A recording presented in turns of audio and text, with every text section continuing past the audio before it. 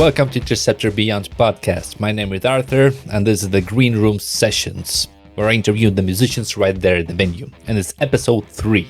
And this time I was at the Freak Out Festival, which was happening at Wolkersdorf. It's around 20 minutes away from Vienna if you go by train. And the lineup was, as you can see on the cover, Curb, Leftovers, Bates, and Sodl. Really cool musicians and really nice people. As usual, each interview is followed by the song. At the end, there's an outro where I tell about my experience going to the fest. The time codes are in the description. Don't forget to follow this podcast on any platform that you can follow. And don't forget that on patreon.com/interceptorbeyond you can find all these episodes way ahead before it's made public. All my Patreons get to see the behind the scenes stuff, and there's also some exclusive content. Anyways, Curb, Leftovers, Bass, and Sodl. Let's go! Hi, I'm Lucas and I play guitar in Curb. Hi, I'm Gabshi and I play drums and I sing.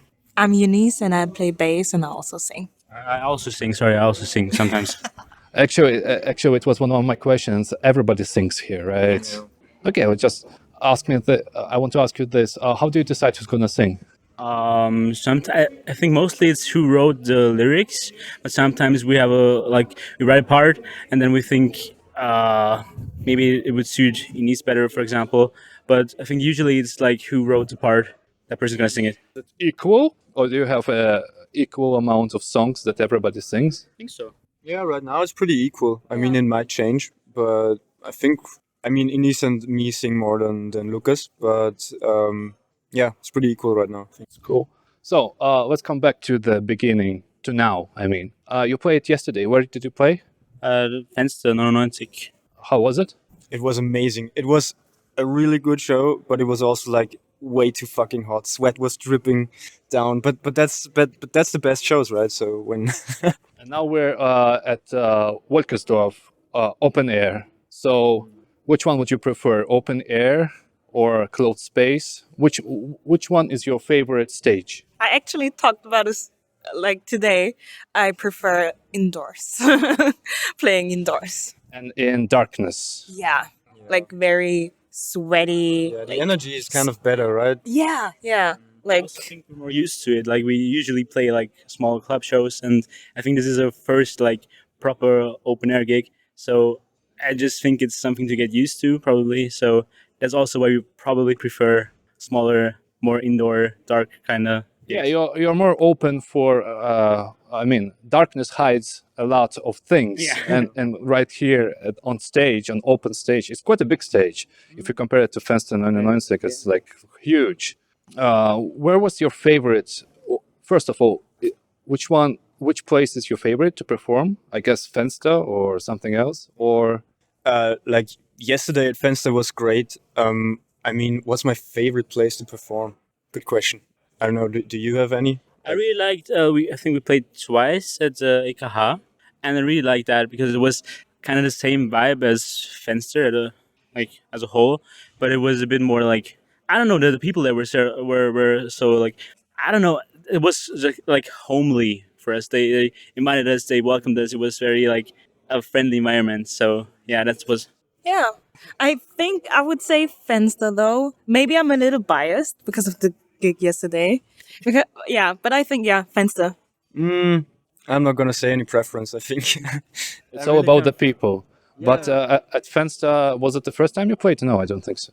No, I think it was the third time. No, I thought about it. I think it was actually the fourth. But yeah, time flies by. Like details get lost somewhere in the ether. Absolutely, the one big, huge tour. What happened pre-pandemic? Yeah. Who knows?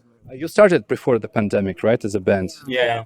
Like in 2018, I think the first official Curb gig was in April of 2018.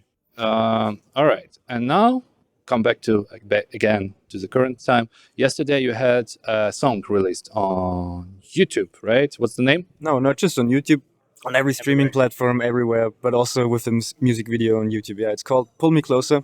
Yeah, I checked it out. Good song. I had to wait till 4 o'clock in the evening because sorry about I don't know who decided to put it at 4 o'clock. Yeah, it's kind of like a marketing gag, you know. You release the song at midnight and then you release the music video again, so people like click on it again and get excited for it twice.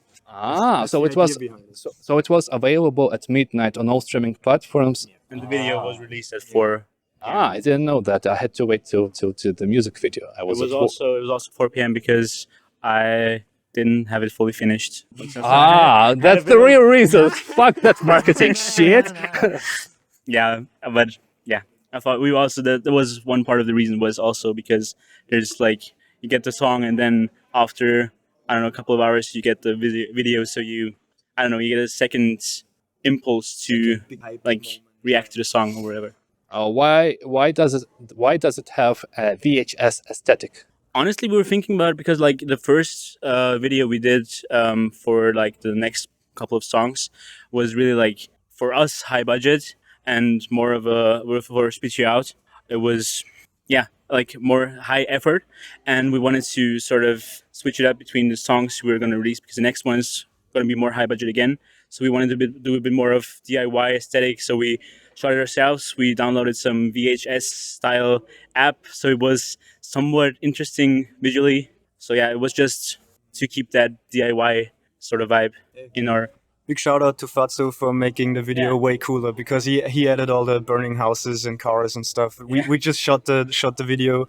Lucas edited it, and then Fatso made the magic happen. So thank you. No houses were actually burned. It's even written in the description under the video. No houses were burned. Actually, Fatso and Lucas, right? Who are they? They are producers like Lucas Vilchko from Elvis Sonics. He's a studio guy and he does the mixing, mastering, all that. And then Fatso is our co-producer. He's actually the drummer in Bates, who are going to play here as well. I love those guys. They really are amazing. How did you meet them? So we actually won a contest with our band, like a band contest, and we won like a song recording, and like Lucas always does them. Way in the beginning, like even I think before Curb, like we had a band before Curb with us and a couple more members, and we won with that band. But that band got disbanded before we had that recording session, and in the meantime, Curb got established, or like we found it. We found the Curb, and we went there with Curb, and that's how we met Lucas. Wow, so it's like almost a coincidence, kind of. Mm-hmm. Yeah. It's divine intervention. Divine intervention. Yeah, I know Lucas and Fatso, great guys. So how was the experience working with them? What does this what's the difference when you have somebody like a Godfathers and when you don't have them? How do they help? I think I feel much more comfortable with them. Every time when I'm in the studio, I feel like I can like really be myself and also like try some new things out. Like I've experienced when we went to the studio a couple times with different people, and I always like held back a little bit, if that makes sense. Like shy? Yeah, shyness, and I don't know. I just feel very comfortable working with him, and yeah. Also, like as Annie said, we've recorded with a couple other people before that, and for me, it was always like a job. Like you go there, you record your stuff, and you go back home. And with Lucas and Fatso, we go there, we hang out, we like do a couple of takes, then we watch some meme compilation on the biggest screen you've ever seen, and then we go back to recording. So it's more like, it's much more as well. Again, homely. It's we don't go there to just play our stuff and go back home. We go there and like enjoy the process of recording it much more than we would with anybody else, I think. And they help a lot actually. Like usually they cut our songs down because they like streamline it, because we start with like a 30-second song, and then in the end it's like 3 minutes tops because wait, I said 30 minutes, I mean 3 minutes. That makes more sense. And then it gets cut down because it's like, that's kind of lame if you leave that in, and it's way cooler if you like cut straight to the chorus and stuff like that. And it really helps. It like really makes the songs more energetic, and you can hear it on Pull Me Closer. So go listen. Yeah, check it out. Actually, like I can give you an example. a friend of mine gave me a song to listen to, and I said the same thing. Okay, cut out the beginning part so that it's like right there in a hook, so that it's like more like driving. Yeah. And he's like, nah.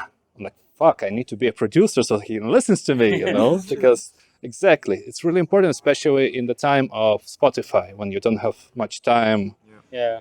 to get the attention. It's like, Yeah, that's the thinking behind it. Yeah, it's also like it's more it's not like they're just our producers. It's like they're the fourth band member basically, like them together, and they really add a lot. Just flavor. I mean, go listen to "Spit You Out" and like the bongos before the first verse starts. I love that part. Like we had nothing to do with it. Fatsa just edited it, and we were like, yeah, that's fucking amazing. So stuff like that. It's like little things that make it special. You know? having a producer is awesome. Are you signed to a label? I don't think so. I mean, Lucas and Fatso are like your. Yeah, Yeah. Well, we release everything over Lucas's label, but we're not signed to him or his label. We just release it over him because, as Gapshi said, they are like the fourth band member, and so they also have like input. And Yeah, it's just easier. It's just easier. Yeah, you're like, what is it, Padavans? Yeah, exactly. Yeah. Jedi Masters. Yes, exactly. Yeah. I'm okay. I mean, I like Star Wars, but sometimes I get it wrong. You write, you say somewhere online that your music is melancholy without sounding melancholic. I mean, yeah. Yeah, I think like we have We're like sad, I think that the wording is we're sad without sounding like it. Yeah. That's like our lyrics are usually more like on the melancholic side, but we don't want to make the song. We want to make the songs sound more energetic to sort of, I guess, hide the underlying emotion, but the emotion is still there. So we want to make you dance to sad songs, which sounds a bit cringe, honestly, but yeah, that's to sort Joy of the Division, notion yeah. behind that sentence. No, but it's cool. It's cool. But why so sad? Why? What is melancholy for you? It's melancholy. I don't know. For me, for example, when I write songs or lyrics or whatever, I get the most like inspiration to write something out of sad emotion. I don't know what's the reason behind that. I don't think I could write a love song. I just couldn't. Like it's usually out of It's really hard. Like we tried a couple songs where we tried to write lyrics that are like more happier sounding, and it was like it sounds really fake. Not because we're not happy or something. I mean, we're not sad all the time, but I think it's just a coping mechanism kind of. You just put probably. yeah. It's just music therapy. When did you start to write? I mean, you're all quite young. You're like 20, less. Yeah, same. 23. 25. 25, all right? And you started playing around 16, right? When did you start? As the former band. Yeah. So like as Curb, I think they were 18. I was 20. So I think All right. probably. I don't know, yeah. 19. I was 19, I think. Yeah. Not that. But do you think, okay, at the moment, melancholy and sad stuff, let's call it like that, is easy to write, right? When do you think there's going to be a moment when you're going to switch to some happy stuff, or so far, how is it going?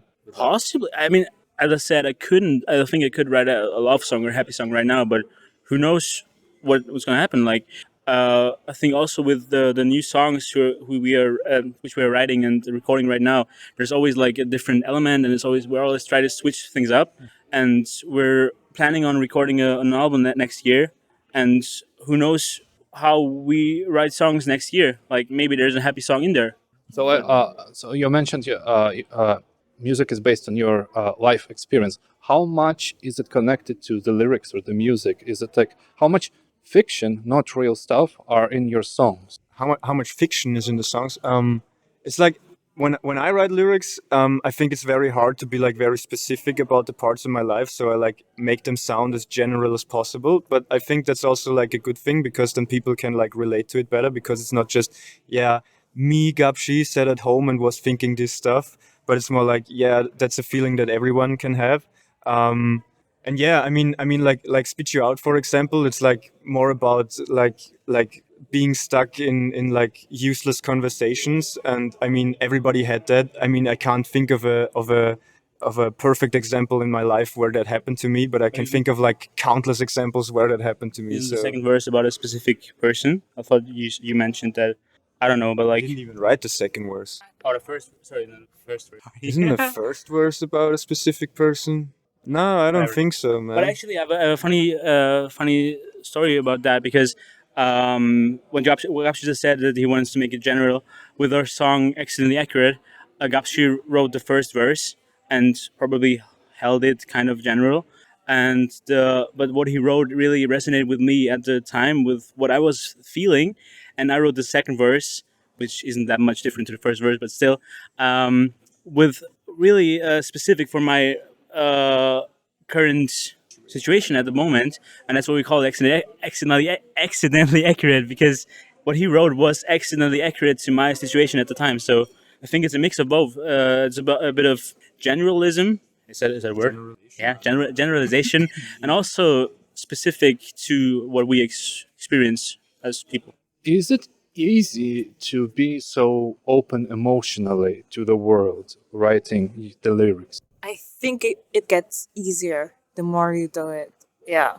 Yeah, as I said, I think it's easier to sing the stuff because it's like so held so general. If I was really saying like, as I said, like I'm Gapshi, I'm sad, like I want to kill myself or whatever, then that would be way harder to sing because like going out and perform and being like honest with yourself and saying like, yeah, these are the feelings that I'm feeling. But since I'm like keeping it more general. I think it's easier for me. Like I know bands like especially like in the emo genre and stuff that are like really out there and like really like in this specific moment I really thought about ending it all and stuff and like I couldn't sing that, but great if people do. But It makes yourself like more vulnerable yeah, to yeah, people. yeah, Yeah. that's true. How close are you to getting emo? I think we're pretty emo already. Like as I said, I think we're like a pop punk / emo band. So we're definitely in that scene, in that genre. Yeah. So you won't be surprised if you see some new age emo kids at your show listening to your music. I know that there are. So Oh, who are the fans of Curb? like right now, I think it's like mostly our friends and stuff. So like there aren't that many people that just know us from shows because I mean we aren't that big of a band yet, but we're getting there. I think it keeps growing. Like especially yesterday. Like usually, what I was thinking yesterday because there's like I don't know five or six people who keep coming to our shows, like our friends who are always at our shows, and they always like sing our songs with us. And yesterday, at like our most streamed songs, who the people who sing with us usually know, it sounded like the whole crowd was singing them because I don't know. It was definitely more than those five people who always come out to our shows. So it definitely keeps growing. Our fan base is growing, and it was really surprising for me yesterday because I was like, "Damn, how do you know that? How do you know that?" I think it was the first time that I could actually stop singing and was just like let the crowd do it because that was like the first time. Oh, this is amazing! This is so awesome! Amazing feeling, crazy. I caught you in a good moment. You're in a high good spirit after yesterday. Today is gonna be the same. It's gonna be awesome. Man. The whole all the Volca stuff is gonna sing our song. I'm sure. All right, and you said you're planning to record and release the album next year. So what are your plans actually? More specific. Actually, our plans are pretty. Okay, let's do plans for this year. You have music coming out. There are Finished songs. probably no specific plans for this year because Gapshi is going away in September. Middle of September. Yeah, Yeah. I'm doing like half a year in France. So Erasmus stuff. yeah, basically. So there's It's a great experience to get your heart broken, get new experience, collect stuff with the new material. I'm going with my girlfriend, so I hope I don't get my heart broken because that would kind of suck being like stuck in a 20 feet. No, like what are 20 square meters? I never said that word before. 20 square meters apartment and like being broken up. That would suck. But I didn't mean that, but I mean just getting like a cool experience, especially abroad somewhere. So Yeah. I guess on the next album we're gonna hear some French tunes. What are you gonna do in the meantime? actually like just write songs. Actually, I was listening through demos I recorded of the last year yesterday or like 2 days ago, and I thought like let's use the time while Gapshi is away to finish them, and that's my goal for the time when Gapshi is away. All right. Just keep writing stuff for when he comes back. their stuff to record. Right. What are your plans? Writing. Writing. Yeah. Uh, any possibility that you are going separately, not separately, but I mean going into like electronic sphere or like going completely out of the curb sphere? I mean, like writing music just in general. I think we're definitely not like fixed on a specific genre or something. Like we recorded some songs with some rapper friends of ours and stuff, so we're like dabbling into the hip hop genre a bit and stuff like that. And yeah, I think that we are a band where there isn't any point where it's like, okay, we're not gonna finish writing this song because it doesn't sound like Curb or something. So if it's an awesome song, we're just gonna finish it, even if it's like techno or something. You know? That's excellent. Do you drink alcohol in general? Yes, right? Yeah. Yeah. Well, what's your favorite? Nod. It's a podcast. You can't just nod. You have to say yes. It's okay. It's fine. It's fine. On my podcast, you can do and whatever you want. My question for the ending is like your favorite drink while you're on tour. We haven't been on tour yet. Come on. Unfortunately. You played around Austria, right? Yeah, we played shows outside of Vienna, but like never over a prolonged period of time. One Yeah. show at like a different city. All right. And when are you going on Erasmus? 16th of September or something. All right. Not enough time. I was like, okay. In the meantime, come on, go do a quick tour. Quick. But next year we will go on tour. Next year is Curb Year, remember. Next year is a Curb year. All right, Curb. Thank you very much. Which Curb song are we listening in the end of the episode? Since we released it yesterday, Pull Me Closer.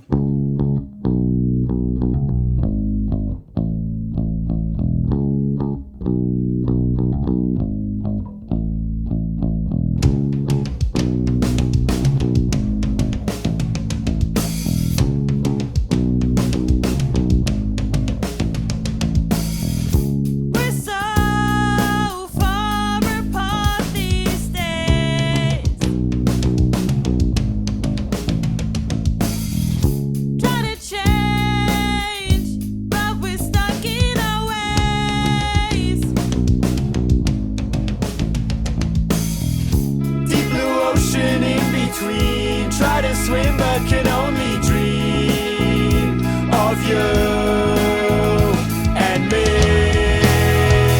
of you and me, of you and me, of you and me, of you.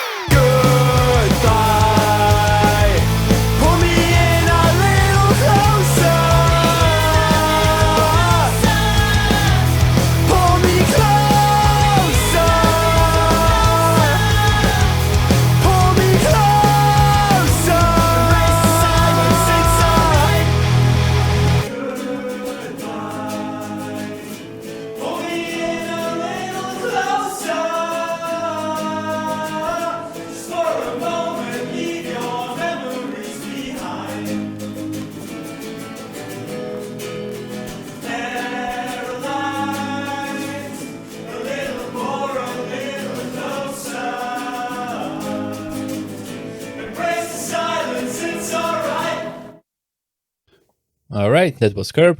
And now on to the Leftovers interview. Hi, I'm Anna. I'm the bass guitarist, bassist, whatever. Right. You want to redo it? Yeah. I'm not cutting it out. Not on my podcast. I mean, If you want to, I will cut it out. I'll just redo it. Hi, I'm Anna. I'm the bassist of The Leftovers. I like the previous version before. Okay. You can take whatever you want. It's all going in. Hi, I'm Leon. I play the drums. Hi, I'm Alex. I play the e-guitar. And you have a fourth member. Yes, Leonid, our vocalist, he's currently sleeping in the car. Why in the car? Why not outside? It's so nice outside. I think because it's loud, yeah. Oh, that's so Too cute. much noise and there's no couch or sofa backstage. Yeah, we only have It's a shame. wooden chairs. They're not exactly very comfortable. But you're a punk band. You can. I would say you're kind of a punk band. More of a grunge band, to be honest. Like our genre, we don't really like genres because Nobody likes genres, but I'm asking just to fuck you up. I personally don't have a problem with people calling us a punk band, but yeah, it's just a bit. I just feel like it's not right because we're playing grunge and alternative rock, not really punk. But you will hear later. Yeah, of course. I mean, I checked out all your music. Actually, I even checked out your music when you were singing in English. That's really grungy. That's why we say we are grungy. It was like a tribute to Nirvana in a way. Yeah, it's like the Incesticide of Bleach album. For real. Yeah, and Leo was like a spot on with the sound of the voice of like Kurt. Yeah, but I mean, his voice chords, vocal chords, yeah. I mean, you already said everywhere in interviews why you switched to German, but you never said it in English. Can you please say it why you switched to German? Because first of all, we need to say that you sing in German. Yeah, we sing in German. We started off singing in English because we were really inspired by bands like Nirvana, the Pixies, Matane, basically all big grunge bands from the 90s. But we decided to switch to German because it's easier to connect to the people of our scene because we live in Austria and we have the most listeners in Austria and Germany. And of course, if you understand the vocals without thinking about it, you can easily connect to the meaning behind the songs. I agree. And who, you said connection to your audience. Who are your audience? I guess everyone who likes to listen to our music. We don't really have like a... Who do you see at your concerts? Mostly younger people, because we're Average 17 years old. yeah, How old are you? 21. 20. 22. You're so young, so cute. We're young, so if we write about problems from our personal life, I guess younger people tend to connect more easy to that. So You know, with your band, I discovered your band on Instagram, and I immediately, because that's how I discover bands, I see if Instagram is good, it's high chance that the music is also good. And I immediately saw that your stuff is like spot on stuff that young people would get. And I showed your music to my friend, and he's my age, 35 around. And I'm like, check this out, check out these people. And he's like, I don't get it. Exactly. You're old. You're old. This is the good shit. Do you get it? For me, it's a completely different music that it's just not my thing. But I immediately knew that why it's connecting with the young people. It's the style and the music and what the lyrics are about, from what I could find. yeah, but it's not like that. We don't plan to write our songs for a younger audience. It's just we are ourselves younger guys and girls, and yeah, we just do music for ourselves. And if we write about things that We can relate to. that we can relate to, it just tends to happen that younger people also relate to the same I stuff. guess you see that a lot of people feel the same way about a lot of things, and you're just not alone. And people like loud music these days. Yeah. Fun, loud music. And actually, when I was doing research in you, I mean, I couldn't research all of you. I mean, there's not all the information there, but from what I saw, it's like you're all nice kids, and then all of a sudden you became like all this madness type of people. What changed? What happened? Is it? We're still nice kids.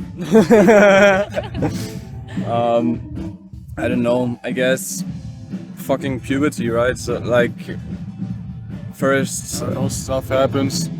first heartbreak, First heartbreaks, divorced parents. I don't know. You just get into puberty. You do stupid stuff. You get into stupid stuff. You become stupid. You do stupid music. I don't know. yeah. I mean, I guess also the pandemic. We started before it, but then we had a break. And When did you start? 2018. yeah, I think so. Yeah, and when COVID hit, like we didn't meet at all, and after we decided to begin again, and I think it was just a good point where younger people could very much relate to us because they were trapped in their houses all the time. And No, I just realized when you said this, it's like, oh wow, first time I'm talking to the young people of generation who are like living this pandemic, you know, like really, and the pandemic hit when you were like really vulnerable, like sensitive, you know. Because for me, when the pandemic hit, it's like nothing changed really, because I was always working from home and I was more mature, so I was like, okay, fuck this shit, okay. But for you, it was like a madness in a way, right? I feel like it was really bad for us, but I can't even imagine what it was like for people who were 2 years younger than us. 2-3 years turned younger. 16 while in the middle of the lockdown or something. Shit, you can't meet people and stuff, you know. I just realized it only now. I feel like they never had the chance to like go out at night, and now our concerts are like the space to do that and just mosh pit the fuck out of Your music and like what you're singing about and the playing, it's like extra window. It's a portal to another world, universe and stuff to get away from all the stuff, right? Extraterrestrial, hardcore, cyberpunk, grunge. We're gonna take it. You should put it in the description. Extraterrestrial. Actually, how much personal? Who writes the lyrics? Leo or Depends. Sometimes me, sometimes him, sometimes Leonid. Okay, cool.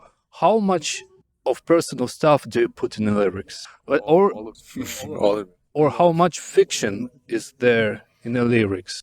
It varies from song to song. For example, like Kinderzimmer, I wrote the lyrics for that song, and I wrote the lyrics right after a fight with my mom, where she was very angry with me because I decided to stop studying, stopped going to university because I wanted to just work as a barkeeper on the side and realize my dream to become a musician.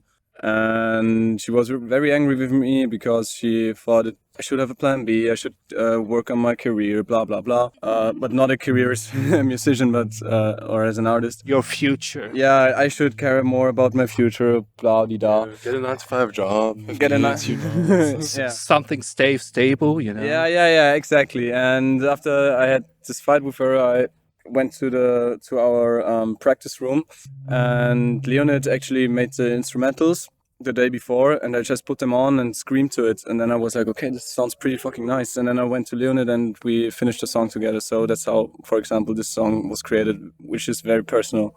It feels personal. I think it's one of your most heard songs everywhere. Yeah. People, that's why people connect. Yeah. And so I have my idea went away for a second.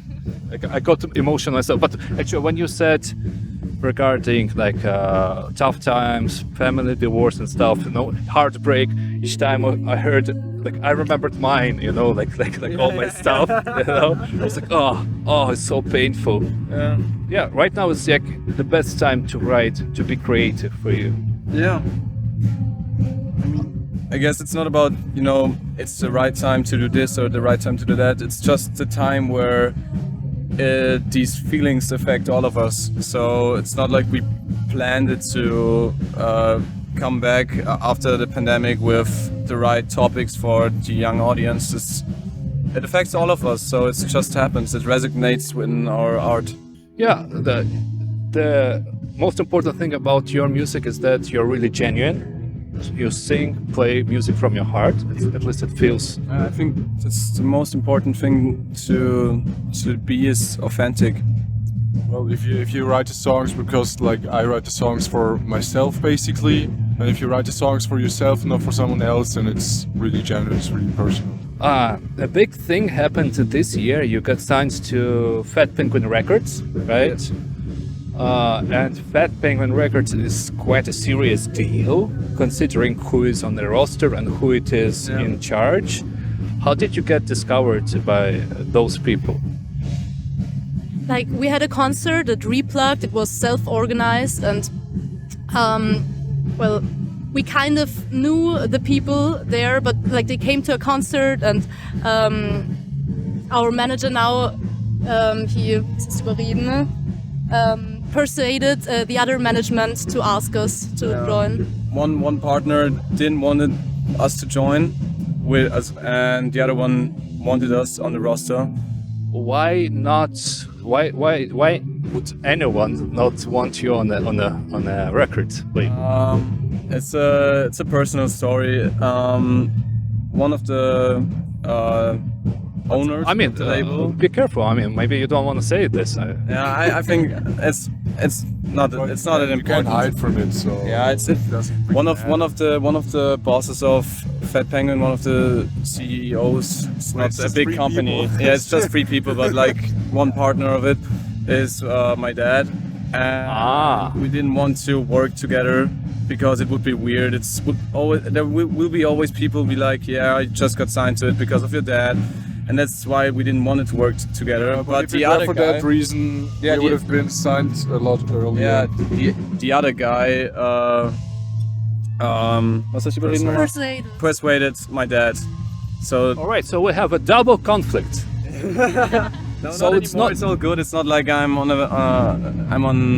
bad terms with my dad. It's just we didn't want to mix family stuff with Work-life work balance, stuff. you know? Yeah. I mean, he knew our music ever since we started, and it was just always like it was never on the table that they would sign us, but then suddenly it was. Yeah. I guess it was just. We're really happy with that decision that we're with them because they're, Anybody would be well. yeah, they're a great team. They're like Viennese labels because we wouldn't want to go to major labels so early. It's actually never. It's like one of the best Viennese labels you can be in. Yeah, I mean, you should check out the roster. I mean, as I said, everybody who's involved in the project of this record is like serious stuff. I think it's the most professional indie label there is in Austria, at least. Actually, I started knowing them because they also signed Buntspecht, which was my favorite band when I discovered them when I was 17, I think, and suddenly they asked us to sign. It was just crazy for me. Okay, so you got signed. Is there a difference between how you were signed before? I mean, not signed and signed. You know, for people who are not signed, for example, to understand. Yes, a major difference. There was so much weight lifted off of our shoulders because we don't have to. Well, we got bookers. Yeah, We have people who are. PR agency. We have people who connect us with Germany. Germany. Because you want to go to Germany at some point because the market in Austria is not that big, especially like outside of Vienna. It's not. As you can see here, I mean it's a nice festival, but it's just not really. There are not that many people outside of. It only exists like a couple of years, let's say. Maybe next year is gonna be more because you're gonna be big next year, and then they will see in the back that okay, somebody played here. I mean, nobody remembers what's gonna happen here, but in the future. Yeah, but the major difference. I remember last year when we met again after the pandemic and wanted to play again. It was so hard for us to find a venue who would take us. Like we sent emails to venues at Gürtel and they didn't even reply or whatever. Wanted and a lot of money that we would have to pay for us to be playing there. Yeah, they ask for money and they ask, okay, and can you buy They ask tickets for money and then sell and the for the tickets? cards. Like, And then luckily, I think Leonid found this band contest and we signed up for it. And this was kind of our kickoff. I don't know. Yeah. If you ever start a band, don't go to a band contest. No, because the previous band won the contest and now they have like in a good position. Elephant Planet or what? Or Curb. Curb? I mean, they won a competition. I mean, I had an interview just like half an hour ago. They won the competition, somebody noticed them, and then it went good from that point. So why not be at the band contest? You get like, what you say, stripped down. I don't know. They want you to sell the tickets. They want you to bring the people. They don't put anything into any PR. You don't get anything from you the get tickets. shit from them. It's, Okay, so it's a classic thing. They invite several bands. They use young bands and their young audience to make money, and I mean, yeah, that they with the money they can pay for big venues, and it's cool to play at these big venues. But it's useless if nobody's there. yeah, Yeah, it's a standard system when they invite 3-4 bands. All the bands do all the promotion. They have to organize it themselves and sell the tickets. And usually it's tickets to the family members and friends. Yeah. And family, some friends don't come. Yeah. And that's you're left just a couple of random people, and that's it. And they get all the money. Yeah, exactly. They also, like, the contest had a very, very big budget, but it was, like, for example, the jury didn't get paid at all.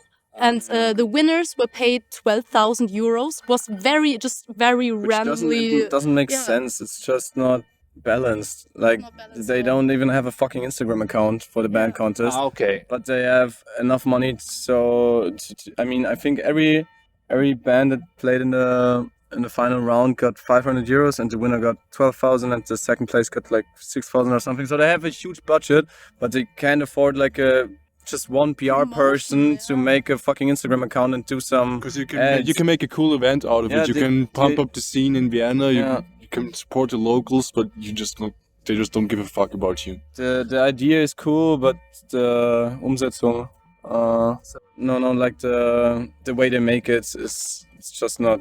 But did you know the band who won? Yeah, GM Club. I mean, we met them there. I mean, are they legit? Maybe they were on it. You know, maybe they didn't get the money, but I don't fucking know. Because usually in such cases, it's like the first two bands are in the. Like the jury voting was weird. I think because like the bands that I think that they were cool and good were placed like on the lowers. Yeah, it's the whole thing is fucked up. This is one of the systems where it's not. Yeah, I understand from that point of view of why you shouldn't do this. I don't know if the winner got the money. All we know is that we didn't get any money, and they promised us 500 euros because we got to the final round. I think the 500 euros was more like sponsoring. Yeah, it was, but I don't. It's not even their money. No, it's not their money, but we still didn't get it. Anyway, yeah, but it's especially in Vienna, it's still a lot of shit going on. You have to pay for the playing. I mean, there's a lot of stuff. Actually, regarding the label, are they preparing you for the future? Like, what to expect from the music industry? Yeah. Yeah, we're in contact a lot. We talk a lot with them about it and what's the plan for the future. But like it's very unpredictable. Yeah. So they can't really give us like a way to go, or we just have to find our own way, I guess. Yeah. But they set things in motion for us to have a chance to grow. What's the plan? Where do you want to grow? I think honestly, I think we just want to be able to pay for our rent and food and keep making the stuff that makes us happy. Playing music and hopefully making other people happy and having people that enjoy our music and can relate to it, connect to it. All right, and what's the plans for this year? Our first tour in the fall, we go to Germany for the first time, which is like kind of I'm really excited for it. Yeah. Have you been on a tour already? No? In Austria, no? I mean, we have. We played some concerts in Upper Austria now here. Not like a tour is always just for one day there and then we go back to Vienna, then one night there and go back to Vienna. Now it's for real like being away for 2 weeks, 3 weeks, something like that. And also, of course, our first album comes out this year in October.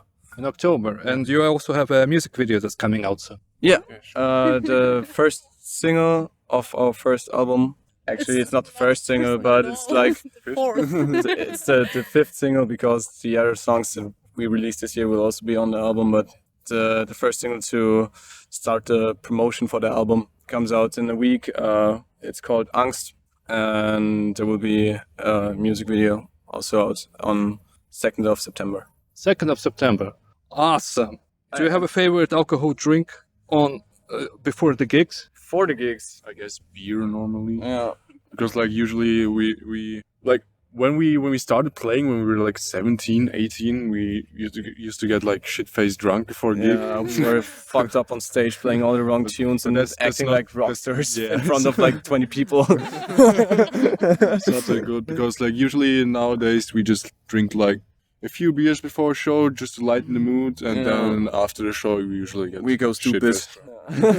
Vodka after the Yeah, show. vodka. Because I like to ask the question of what do musicians drink on tour, but you haven't been on tour, so I'm asking about the gig. Why I'm asking this, because once I interviewed a band and they said we like to drink margaritas.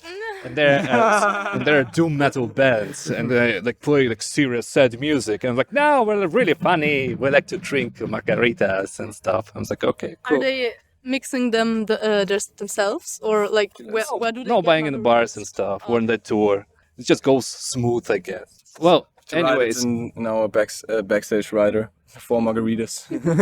try it out. Try it out. I heard it's cool. Well, anyways, guys, thank you very much. What song are we listening at the end? Our latest release, Käfer. It's about Franz Kafka, Die Verwandlung. I don't know what it is. Metamorphosis of Franz Kafka, yeah. It's just a funny little song we did. Die schwere Verwundung Gregors, an der er über einen Monat litt. Der Apfel blieb, da ihn niemand zu entfernen wagte, als sichtbares Andenken im Fleische sitzen.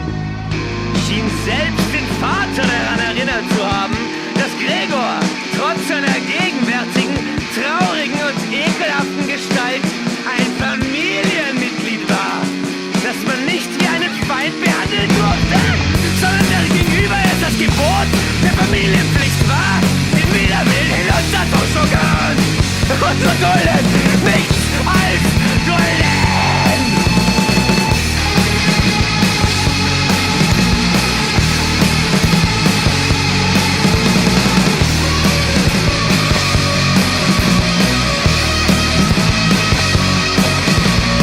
Das Auge zuckt, der Kiefer ächzt, Blut im Mund, mir geht's so schlecht.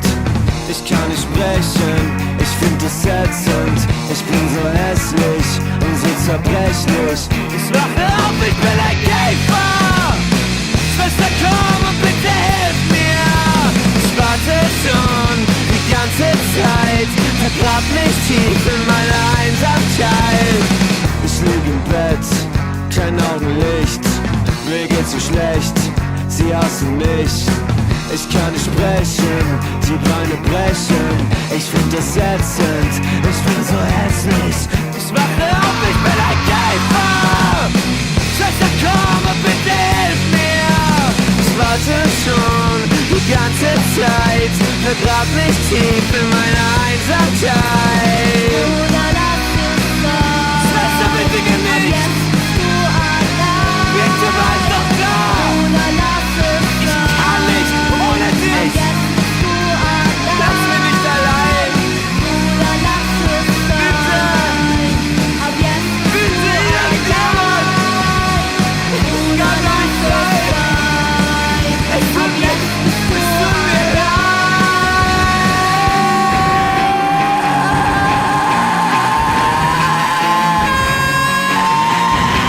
Ich war auf, ich bin ein Käfer.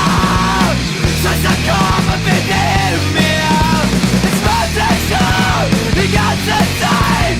Begrab mich tief in meine Einsamkeit. Alright, that was Leftovers. And now, on to the Bates interview. Hi, I'm Sonja from Bates. Hi, I'm Fatze from Bates. I'm Grisi from Bates. Bernd from Bates. Bates! Love your band. Been following your band for a long time. How's life? You were on tour recently. We played a couple of festivals, summer festivals. So yeah, we had... Something big? Yes, we actually played the Sziget festival in Hungary. That was like the biggest gig ever. So How was the experience? great. We had a mosh pit at 4:30 in the afternoon. What was the difficult part? Tell me more about the Sziget. What was the difficult part? What didn't you expect about the festival? Basically that it's so well organized.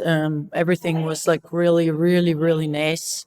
People took care of us very well. We had one artist manager and she took care of us the whole time. Walked around with us, watched Tame Impala with us, and we were really treated very well there. So that was amazing.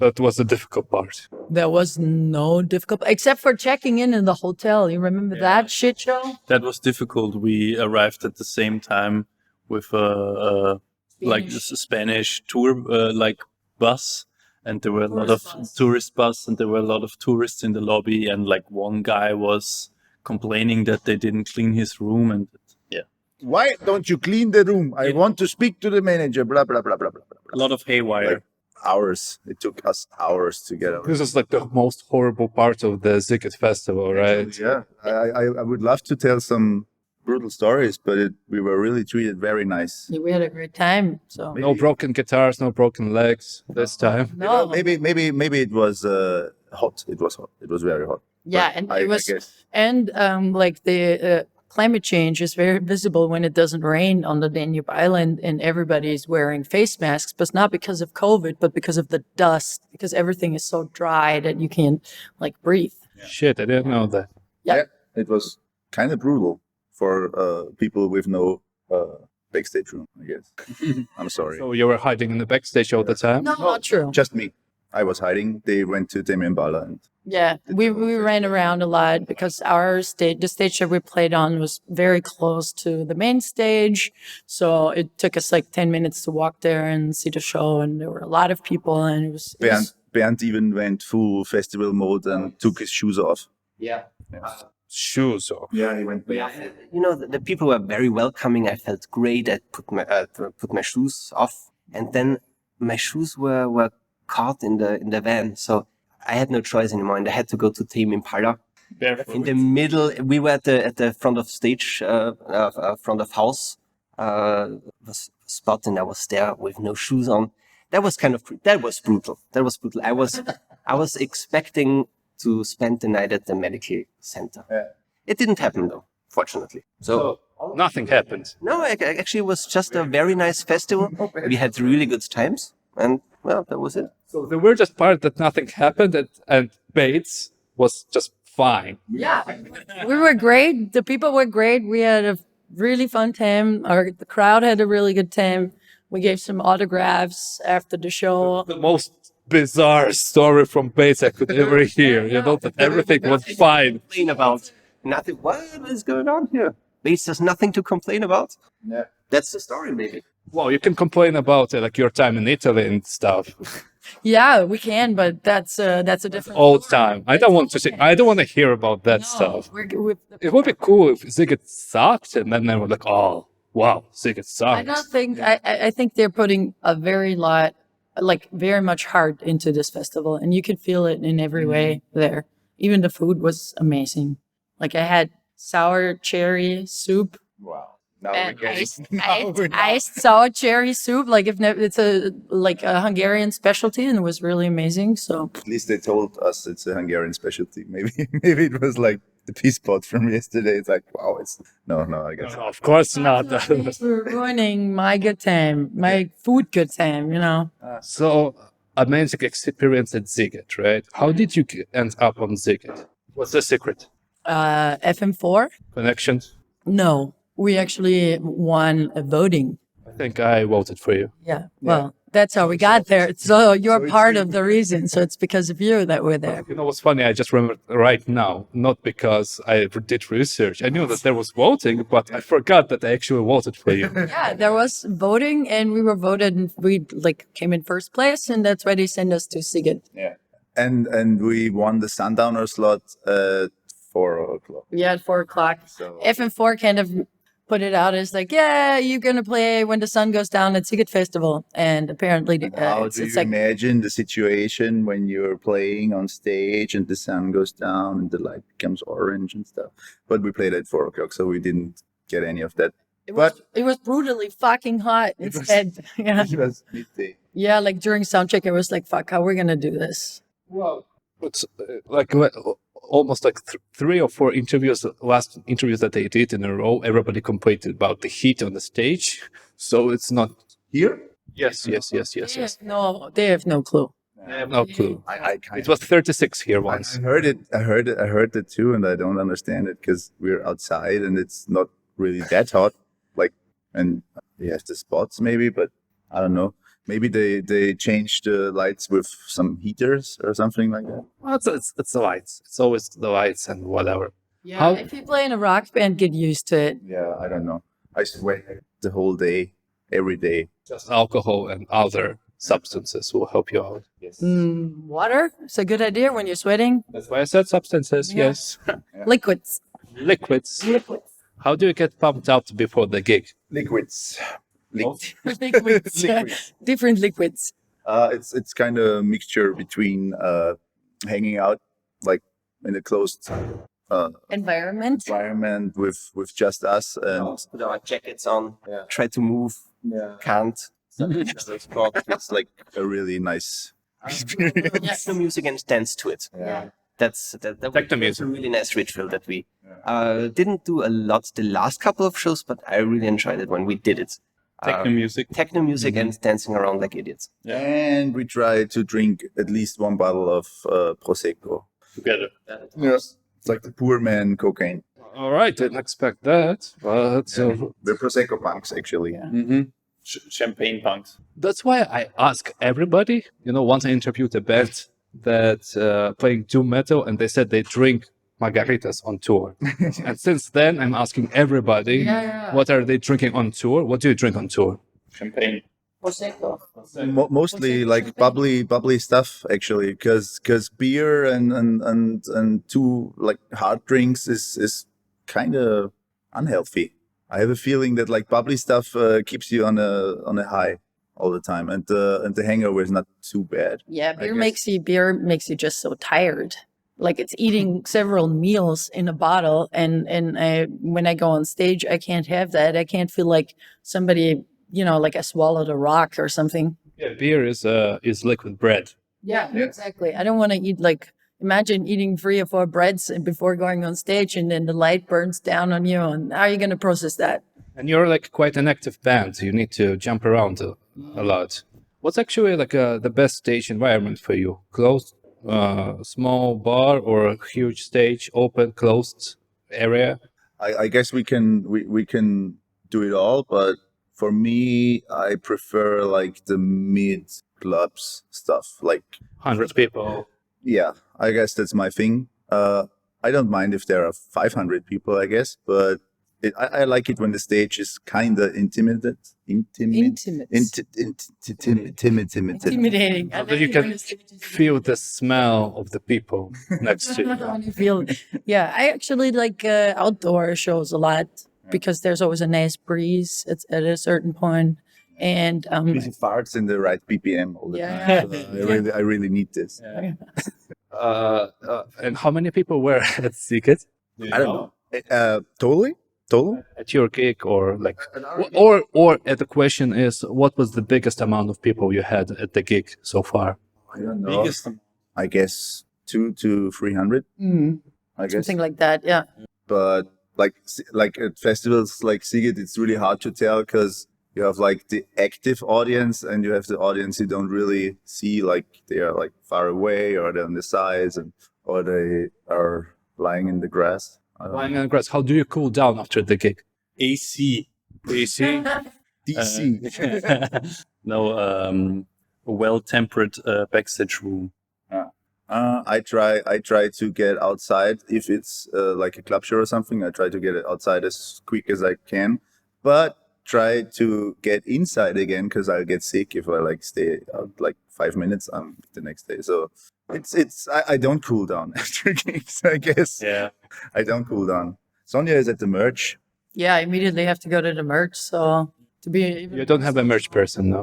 no, we do everything ourselves. Everything yourself, booking also, right? No, Not anymore. not anymore. That was a big step up because I used to do the booking all by myself, and it's a shit ton of work. And especially with COVID, kind of, making a lot of postponements and stuff like that, and booking tours. Yeah, I'm very, very happy that we have a very good booker. Who's your booker now? Sorry, Who is it now? Lessig Booking. Yeah, money from Lessig Booking. He does a good job. Oh yeah, he's good. Yeah, he's a really, really, really Yeah, except for the capable fact guy. that he has never shown us his butthole, which we demanded. We really tried it hard. We really asked him every time. We demanded, but he refuses to show us his butthole. On this podcast, everything is possible. It's a podcast. Actually, like when I interviewed the band Your Mom, Yeah. I connected them to Lessig Bookings, and together they had a gig later. With Hig Spoiler, yeah, and now they're going on tour in the UK together. Yeah. It's all because of you again. Thanks to this podcast, not me. Yeah. It's all people. So, asshole is not a mythical thing. Yeah. We can see it someday. We just need enough people to push him and to show it. But you're the new old bass player now. You've been in the band since last summer, I think, at least. Last summer, right? Yep. Since last July, I think. We kicked off with a lot of shows, so I came into the band and we played all the time, which was really cool to join the band at this very time. What kind of meme test you had to pass to get into Bates? Actually, I'm really not a good social media person, so I'm not on Instagram, little bit on Twitter and Facebook. As like kind of, I don't do social media a lot. Well, actually, you're part of the meme sphere now, thanks to Fatso here. Funny for me as well, yeah. So basically, you became a meme yourself. You didn't have to pass any tests. Yep. How are you feeling about that? Well, we talk about it sometime when some, like, I don't know. Talking? What? I can say that it was kind of strange to me at the start, having a camera in front of yourself at times where you don't expect it. But I came to appreciate it because Fatso, our social media dude, has a great sense of humor, and you can just trust that something funny comes out of it. And I guess that's my answer to the meme part of the band. Yeah, actually, as I said before we started recording, is that it was quite fun to go through your social media channels because they're actually fun.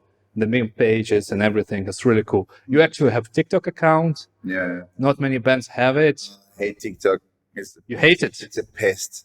TikTok is really like the worst. We just do it because I don't know if you're like 12 or something, or you have no life, you maybe follow us. Well, it looks good. It's okay, but I just do the same. It's the same thing like on Instagram. So TikTok, I just like the stories on Instagram. I don't do like, or we don't do like this whole TikTok thing where we do TikTok exclusive videos and like trends and. So basically reposting stuff. Yes, it's everywhere the same. Like the priorities are Instagram, TikTok, Facebook, I guess. And then music at the end. And then maybe music. Maybe music. What makes a good Bates meme? What are the elements of the Bates, specifically Bates meme? I guess it has to be like trashy but classy. So like it can be like shit covered in glitter. It's a polished turd, I would say. Turd. Okay, it's classy. I understand. My fault. Like fuck. Nobody likes glitter. Yeah. Maybe we have a glam or a hair metal phase in front of us. Yeah, maybe hair metal is coming back. Yeah. And maybe we should do it. I'm totally for the hair. Yeah. Well, you had a photo session in 80s style, right? Your current band photo. 70s. 70s. Yeah, my idea was more glam rock than 80s. Yeah. Like New York Dolls and what was his name? T-Rex. T-Rex, eye makeup. But that in a new way. You got signed to Noise Appeal Records. Noise Appeal Records. Noise Appeal Records, right? I remember, I think we met 3 years ago, and I remember back then you said, I don't get why people get signed to record. What's the point of a record label? What's changed? How much work it is. We all work jobs. Regular jobs. Yeah, we all have regular jobs. Well, you do have a job. I do have a job, but I wouldn't You're say it's a self-employed, regular but you're job. same like band, But yeah, the point is You have a life. we have a life and we have like other stuff to do. And the band, the priorities have to be in a band, you have to be aware of what is the role that you want to do in a band. And up to a certain point, it's okay to do everything yourself, like we did, booking, and we did we put our old records on CD Baby and stuff, and did it all ourselves. But of course, if you get to a certain point and you want to go further, then you need other people to work with. That may be a booker, that may be a label that has connections, that takes away a part of the work that you have to invest, so you can focus on playing live gigs and making music. For me, it's more like a situation where you get more people in the band. Like you don't stop doing work, and you don't stop doing the whole writing stuff and mailing stuff and the bureau stuff. But there are other people who Can do it better, or can do it like in addition to our work. So how long I would say we're still a DIY band, but it depends on. I don't think any label gives you everything 100%. You still need to do a lot of social media. The label is not going to do your social media. You have to do it yourself. Sure. So how long did it take you to get? So this is like a proper label, right? Yeah. So how long did it take you to get signed to a proper label? Well, we've been on another label before that, but with our album was released on Mave Records, but we didn't feel super at home there, so we were looking for other labels, and then our booker recommended Noise Appeal, and they were interested, and then we talked, and they were like, yeah, okay, we have this idea, we want to make a tape, because those are songs that are kind of in between a new record and the old record, and they don't fit anywhere for real, but they're good, so let's release them. And they were like, yeah, let's do it. And we were like, yeah, okay, fine. Why did you decide to produce tapes? Because it's 4 songs. What are you going to do with 4 songs? 7-inch in these days when, other artists like Harry Styles are, taking over the record production companies and get put in advance because they are selling like 1 million vinyls and not like 300 like we are. So, I mean, a tape is much easier to get, has a good format, looks cool, fits our idea of, How many did you produce? I think 100. Yep. Yeah. Small amount. Yeah. So it's a collector's item. I'm gonna buy one if you still have it. Yeah, definitely. Yes. Because I'm talking about tapes for the last 20 interviews and episodes and whatever, and nobody has done them. Yeah. It's actually our third tape. Bates has released 3 tapes. For tape, right? Yeah, we did 1 tape that was Shades, and then we had another kind of Stalker Shades that was both kind of put together, and now we have another one. So if you're a serious collector, you should have 3 Bates tapes by now. I already feel that you're so matured as a band, like you're already talking like in a professional. You can see immediately when the band is only starting, when they have a lot of experience, you sound already, okay, we know there's a merge, we know about the record label and stuff. Actually, what are your expectations at this point? First of all, what are your plans for the band for this year? I guess this year is, I think we can say we survived the whole COVID thing very well. I think we grew a lot. I think we played really, really a lot of shows, especially for COVID times. And you got the drummer in COVID time. Oh, the drummer, the bass player. Yes, sure. But for this year, it's just finish the last shows we have. It's 5 shows or something like that. And then we will start recording our second album. like going forward, we always had like a plan to like Be the best fucking band in the universe. yeah. Here professional talking. Yeah, we're the fucking the best. It was like it's always like that. Like, what are your plans with the band? Blah blah blah. It's to get rich and famous. It's always the same thing, and to make to make it. Like, I don't care if I have to work like 4 jobs, like the band is like 4 jobs. I will do it till I'm satisfied with the band. Like, Or till I don't want to do it anymore. But right now, like you're in it, we're all not, we're not 20 years anymore. So we're doing this because we're convinced of that what we're doing is good, and that and we have a contract. we do have a contract. So we're so good. Ladies and gentlemen, bass has a contract. We have a contract. Yeah. Oh, easy, Yeah, we signed a contract with the devil, and now we have to deliver. And yeah, If you meet the devil at the crossroads, how would he, she look like? that guy over there. I have a It's like, feeling. yeah, Allah. Like a grasshopper with a hat on his head. I guess it would be a frog. A frog. The devil would appear in front of Bates as a frog. I think so. Yeah. It's a Sounds good. It's a good meme. No, and then it's gonna ask, well, if you want to get famous, you just have to lick me from in my butt crack, and then you're gonna get famous. And that's and gonna Bernd is like, I'm all in. If it's one come on over, baby. Butt crack, I'm all.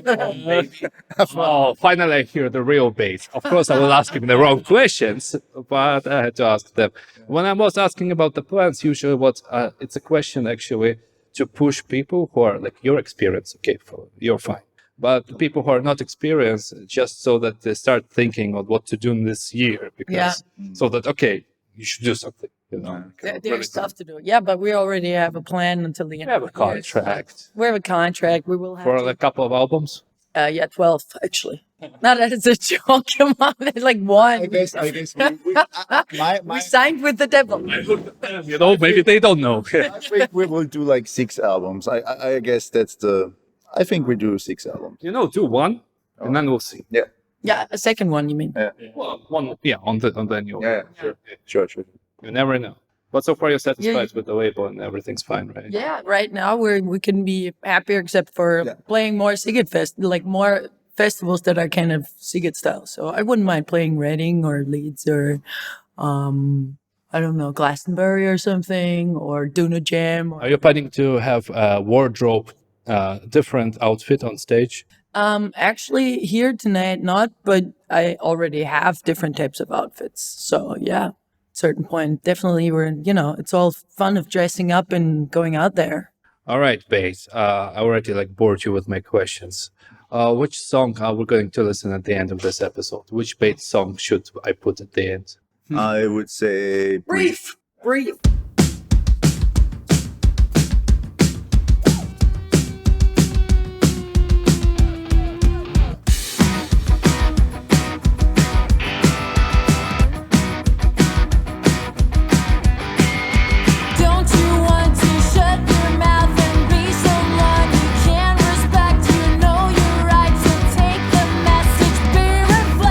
Down to get it, nothing sacred, put it blatant. I don't mind.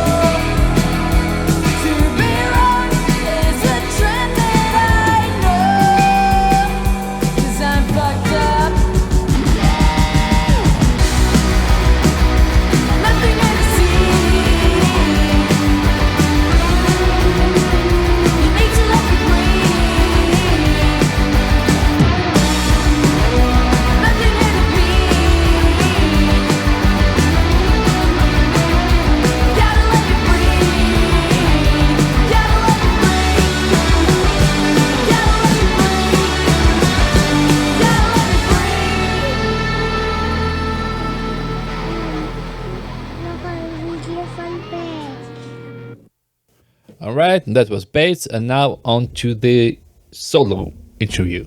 Hello, I'm Sodl. Sodl, hello. Would you consider yourself a heartbreaker? Heartbreaker? I hope that I'm not a heartbreaker. You don't want to break any hearts? I want to be a heart healer. Heart healer, all uniting with the power of the music. With the power of the music, I think you can do many things to a heart. You can break it, you can also heal it, and you can make it cry. You can do many things. And I hope that I don't break it. You don't. Yes, the music that I heard is warm and sunny, and it doesn't have. Oh, your music, warm, sunny, oceany, like warm, somewhere sunny. Especially because of the accordion. Can you explain what's the musical instrument that you play? Musical instrument. I play with the guitar, with a Reverend Bixby. It's an ivory green guitar, which I very love. And in my recordings, I also use Russian bottom accordion and some other instruments I can't really play, but I just somehow put them in my recordings and act like I can play them, like a double bass. I don't know. Well, I mean, I didn't know. I mean, I knew about the accordion, but how did you end up playing the accordion? The what? How do you know how to play the Russian accordion? I actually learned it in music school. Is it like a weird instrument to learn? A weird. I think it's pretty unusual. Unusual. It's unusual. Many people don't know it, but I think it's quite interesting. And I learned it since I was 7, so I know it quite well. In music school? Yeah. Okay, so you went to the music school and you learned. What's the difference between a Russian accordion and a normal? Well, not normal, but the other one. There are these typical Austrian accordions, which are like Hüttengaudi, Andreas Gabalier stuff, and that's not my kind of accordion. And there are accordions with piano. We need to say that who those people are. The one that you mentioned, Andreas Gabalier, for the people who don't live in Austria. Oh, he is a person who is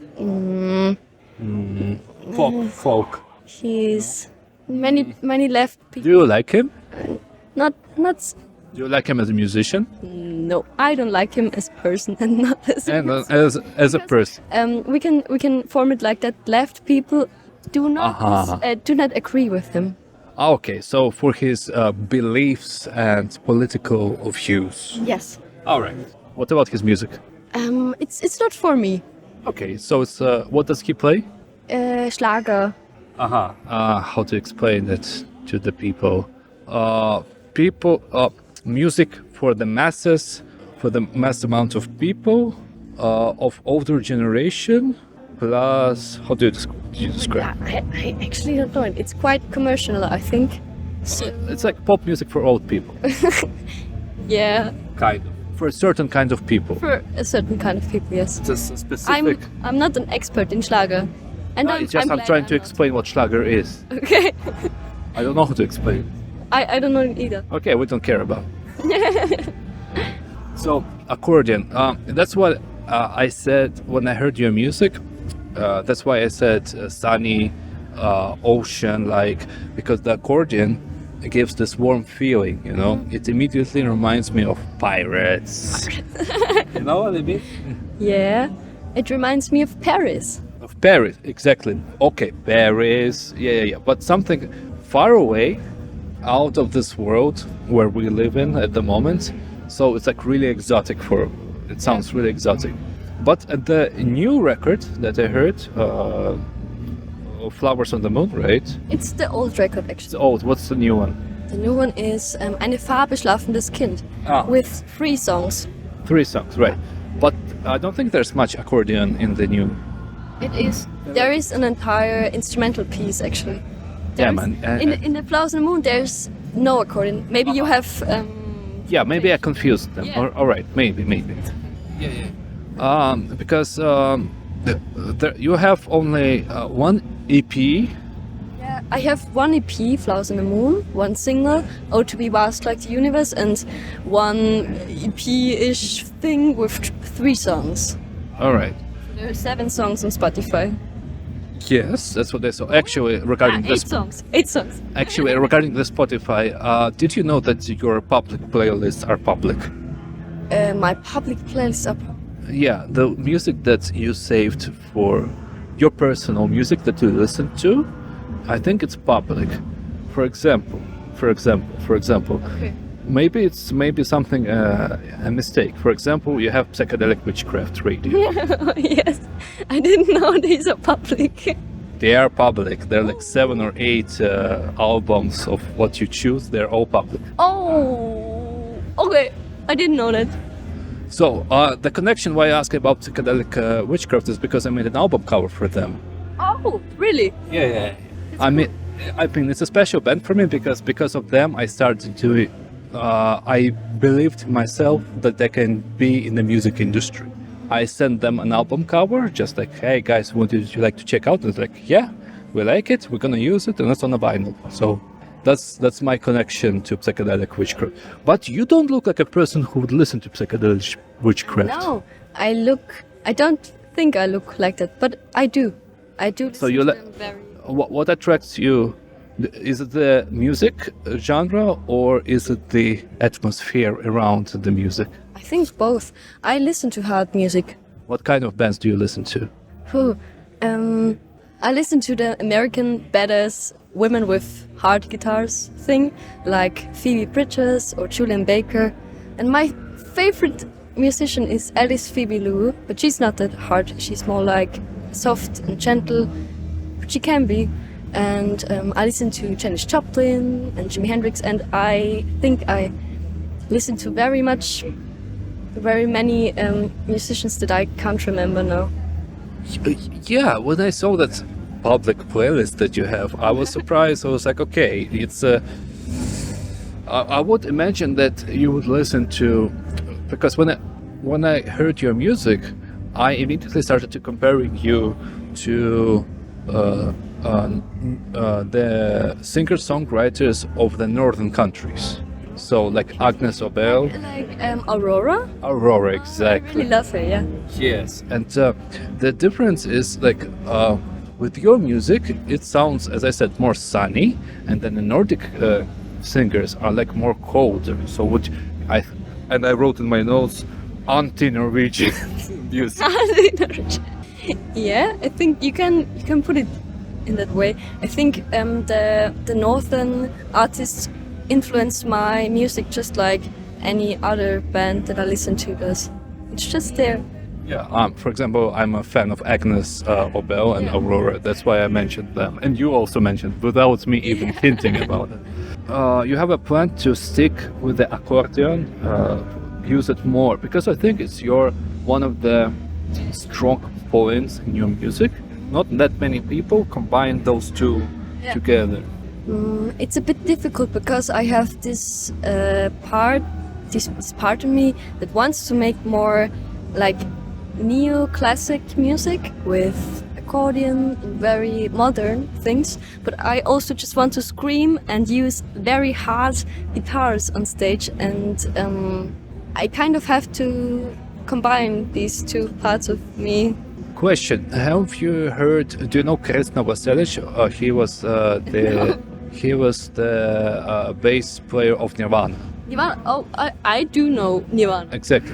They have a new project, and it's called Third Secret. It's a band, and they use accordion a lot. Mm-hmm. So it's grunge plus parts with accordion there, and that's what reminded me of. You're right now at the perfect time with your music to like combine it all. Yeah.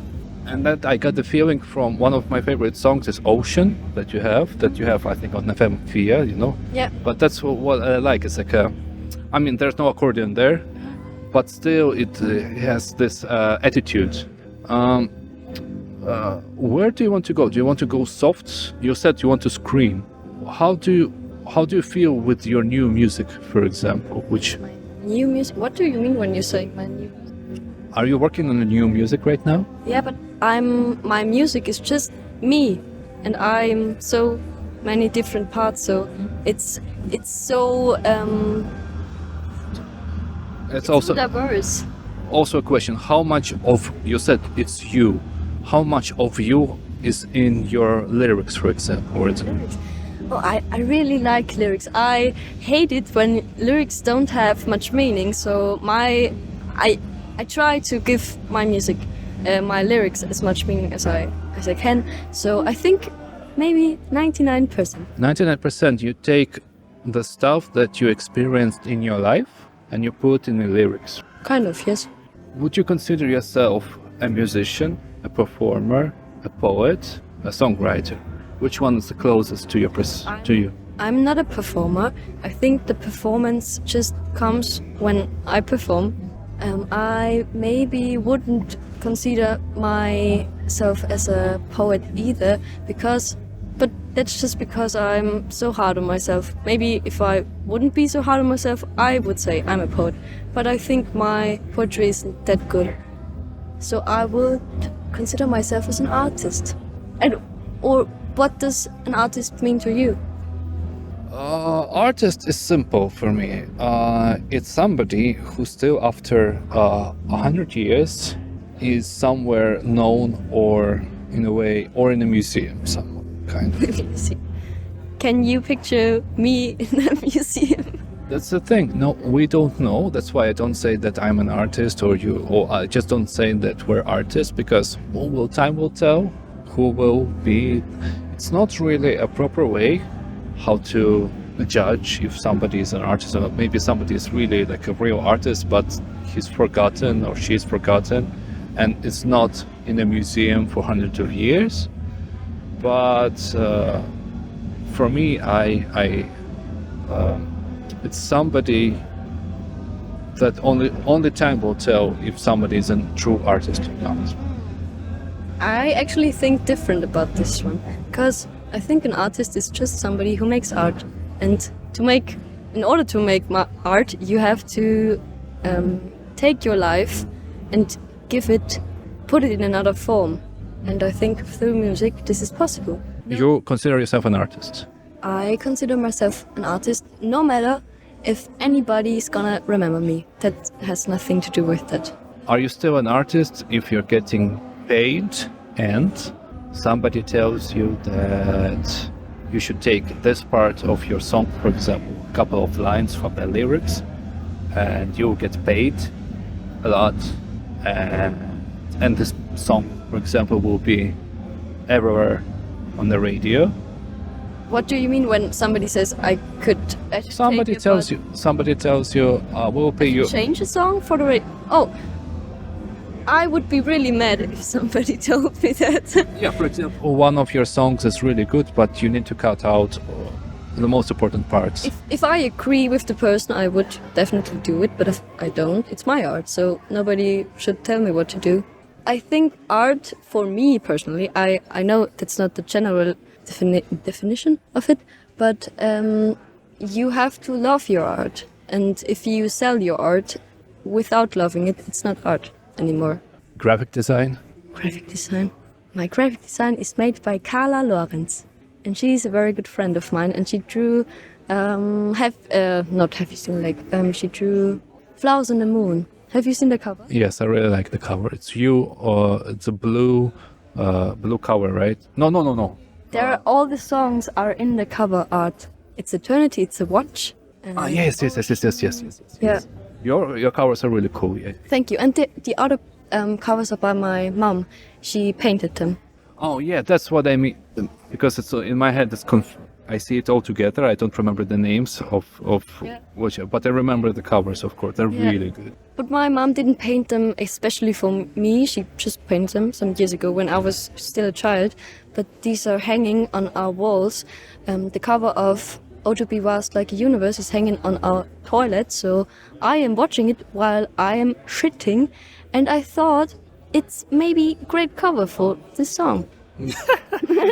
What is a stage for you? Is it it's a place for you to be somebody else, or is it a place for being a true self? It's definitely a place to be my true self, because I'm I don't know if you noticed, but I'm very socially anxious and awkward.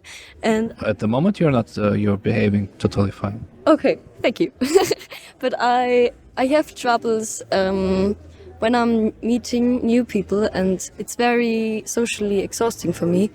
But when I'm on stage and I'm just singing my songs, I don't have to try to show people who I am, because they just know or they don't know, and it's okay. So you're an introvert and socially awkward person in real life. Yeah, but on stage I'm not, and that's cool. That's the whole point why people go into probably arts in general. Yeah. Yeah, it's not only musicians, actors also. And Yeah. do you do also other kinds of art except not only music? I'm doing poetry, but not that much at the moment. I have been doing it a lot, like 1 year ago, but now it's not that much anymore. Maybe it comes again. You mentioned poetry. Actually, you started playing music as Sodl not that long ago, right? A solo? As a Sodl. As a solo? Yeah. Yeah, I had my first show. It was a little gig in my hometown in 2019, and I'm doing these lots of summer shows since 2020. So it's 2 years. Mm-hmm. And before you had a band, you had some people with you, and then I think you moved to Vienna. Yeah, I moved to Vienna last October, 1 year ago. How was it an experience for you to moving to a big new city, especially for a socially introverted person? It was difficult because when I observe people, I cannot distance myself. And when I'm sitting in the subway station, I kind of put all the people into my heart and think about them so much. But it got better. And I'm coming from a very small town in Upper Austria, not very small town, but smaller town than Vienna, from Upper Austria. And it's very lovely there. It's a big lake and mountains and very naturey surroundings. So it's very different to Vienna, but I love Vienna now. It's just a lot of people, and that's the biggest problem. And you kind of have to learn to distance yourself from them. I don't put everybody in my heart now. It's the first time I hear that somebody puts everybody in the heart. It's quite exhausting, to be honest. So you have a lot of empathy. You care about the people. I care a lot, yes. Wow. Do you think that, and you said that you also put almost 100% of you in your music. I'm pretty sure you're really tired all the time. Yes, I am. Because you care what people... And do you care what people think about you, for example, on the stage? On the stage, I care much less than in real life. That's what makes it so lovely for me. So it's like a stage or music. It's like a shield for your true self? Kind of. Because I think when I'm on stage, I'm just being my true self and nobody can change that. But in real life, I have to try, because I think it's quite difficult to be myself sometimes. I don't know. I mistake myself. When you're in real life, what kind of stage is ideal for you? Small, huge, closed, open? I know that you did a birthday party recently. Ah, yes. I did a birthday party. It was really cool because the person who was celebrating the birthday was crying so much, and it was a bit overwhelming, to be honest, because they were just strangers to me. But it was also a very intimate experience with somebody you don't really know. But I played at Kramladen like 2 weeks ago, and that was perfect for me because it was a small stage, and it was dark and it was inside, and people were just listening to me, and it was good energy there. I don't like too big stages, and I don't like it when there is so much area that people aren't together. Yeah. You like really intimate environment. So small bars, dark. You like darkness, probably. Yes, I played today, and it was still light. But I think the sun was going down.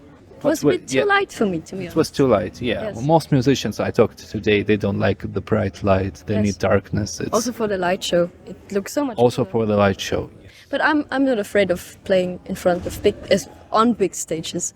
But I just like it to be intimate and to be very that there's an honest contact with the publicum. The publicum. What are your plans for the end of this year? Do you have any plans? Gigs? Concerts? I have a few gigs in Vienna in September, but I really have this dream of recording an album, and I hope that I can I don't have to record it now, but that I can kind of pursue this dream. Are you planning to change your music a little bit in the direction of pop, solo singer, songwriter? For example, Aurora, there's more like electronic elements there, you know what I mean? Mm-hmm. Not really, no. Not really. You want to stay... How would you describe the music that you play? I talked about... I know... I said today, I know musicians don't like genres and don't... I just don't know it. Can you tell me? Sunny, warm, singer... What I said in the beginning. Warm music with elements of ocean. Ocean, yeah?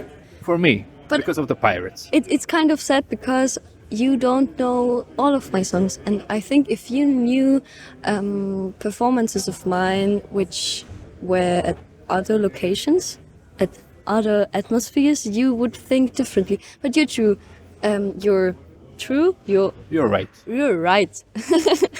So, yeah, I mean, I only heard the music that I found on Spotify or on YouTube. And these are sunny and these are very light-hearted.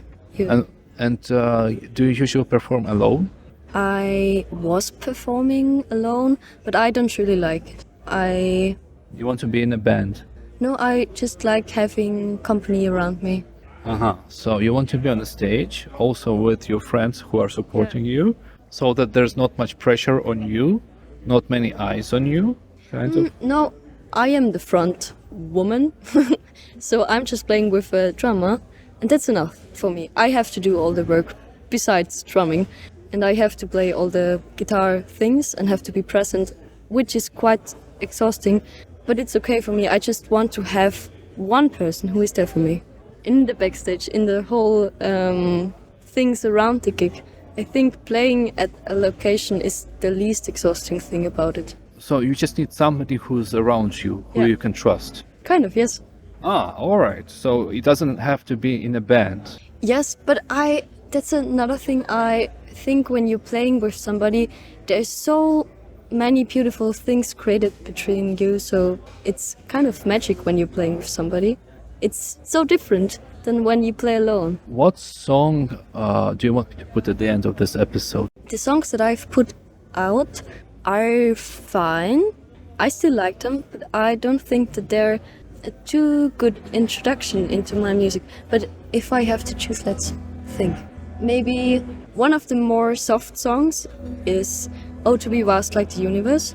Excellent, Sodl. Thank you very much for this interview. I wish you all the best. Thank you.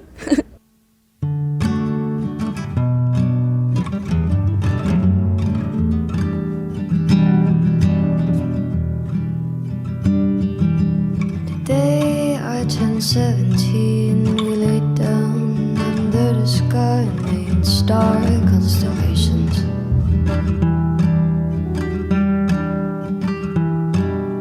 Now you tell me about the secrets of the universe and astral projection.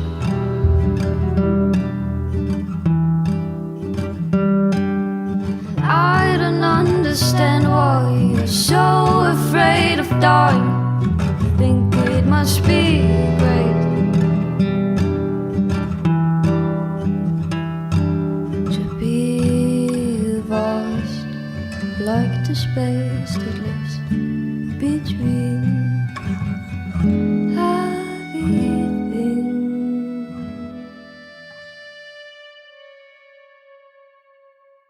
Oh, to be vast like the universe.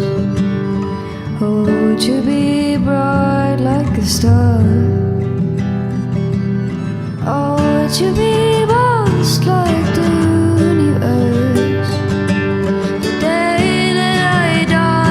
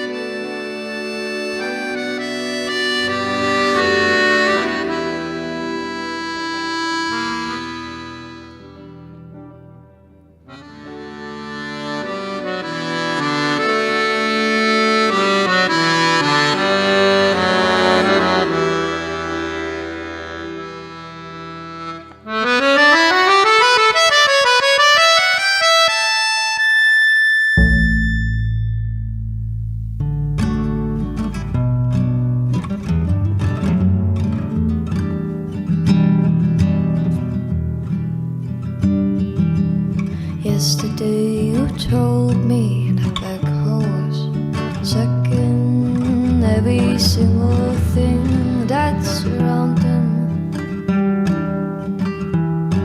Someday they suck in me, and I will bring my guitar and sing a happy jam about how it feels to dance in my galaxies, to swim in the lakes, about how it feels to be in love with the moon. Oh, to be vast like the universe. Oh, to be bright like the stars. Oh, to be vast like the universe. The day that I die, I'll write poetry on Mars. Oh, the day that I die, I'll write poetry on Mars. Oh, the day that I die, I'll write poetry on Mars.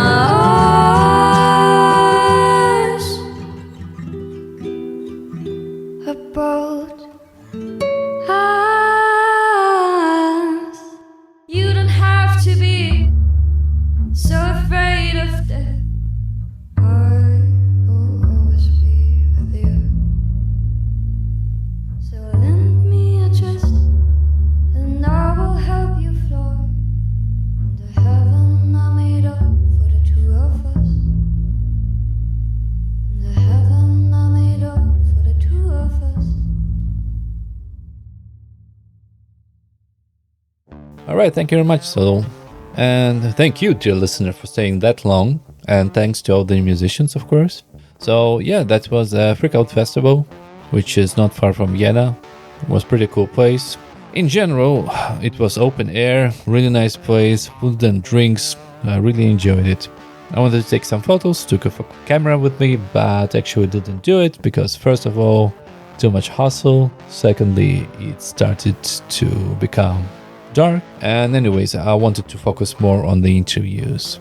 And the last couple of songs, it started to rain like hell. Luckily, well, kudos to the organizers.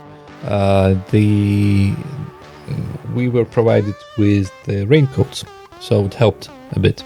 And that's it. And then I went home with the last train. Got home and then everything was fine. And also, as promised, I bought the Bates tape. And man, it's pretty cool. It's pretty cool in a way that when I came home, actually, they don't tell you, Bates don't tell you, the band Bates, that actually when you buy the tape, you also get the free digital download. They should tell you this. I didn't expect that. Anyways, the tape is pretty cool. And yeah, what I didn't expect is that, man, my hands remember how to behave with the tape. I mean, like, I open it like automatically and put it into my tape player, which I have, like as if man, I've been doing it for so many times and haven't forgotten it, how to do it, man. And the whole experience is cool. Sound is good. Sound is pretty good. And the tape design is good. Really recommend. Finally, tape! Anyways, don't forget to follow this podcast on any platform. Don't forget to spread the word about this podcast. And yeah, check out the Patreon page at patreon.com/Interceptor Beyond. Some cool exclusive content is coming soon. Also, you get to listen to the interviews to all the episodes before they become public. And that's it. I see you next time. Have a nice day.